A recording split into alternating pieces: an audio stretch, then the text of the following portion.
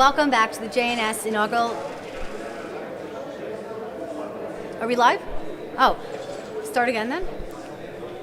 Welcome back to the inaugural conference here in Waldorf in Jerusalem. We're live here with a special guest here. Thank you so much for taking the time to speak with me. Thank you for having me. Yes, you are the representative to Israel to the United Nations. I've seen you in action. I've heard your voice across mainstream media. Can you give me a little taste of what you speak about when you speak to the media? Well, usually I defend my beloved country. There are so many lies at the United Nations about our soldiers, about our intentions.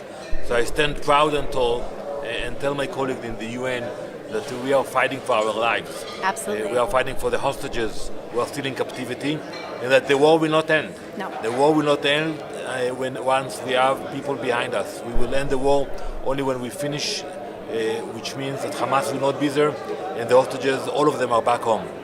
Absolutely. Now, you were just sharing with me, you came with a delegation of 30 other ambassadors, and right to Israel. You first made a quick stop beforehand. Tell me about your trip. Well, we have a very interesting delegation, many ambassadors of different countries, different continents.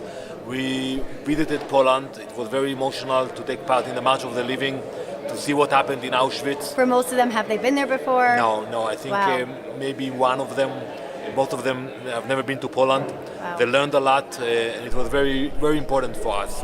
And from Poland, we got straight to Israel. And today, when we visited the communities in the south, when we went to Kfar Aza, Sderot, the Nova Festival, I made the connection. I told them, you cannot compare the Holocaust to anything. No. But the scenes we saw on October 7th reminded us what happened in Auschwitz. And that's why when we say never again, we mean it. Today we have our country, today we have our military, we are able to defend ourselves, and Baruch Hashem, we have achieved a lot in the last 18 months, but we still have to go all the way and finish the job. Do you feel that by bringing these delegations here to Israel, that it has changed their mind, educated them further, and what messages can they bring back to their communities? Well, it's my second term at the UN, and I know it's very effective, but it's a process. It's not overnight. You have to educate, you have to let them experience what actually we are facing here in Israel, Absolutely. to understand the challenges, and I think eventually it will change. Not all of them, but it will change, and many of those ambassadors, when they go back home to their countries, they become ministers, the head of states. So I think it's a very good investment of our time to show them our challenges. Tell us about Israel here for Yom HaZikaron, Yom HaAtzmaut. What should we expect? What will be happening? Any events you're attending?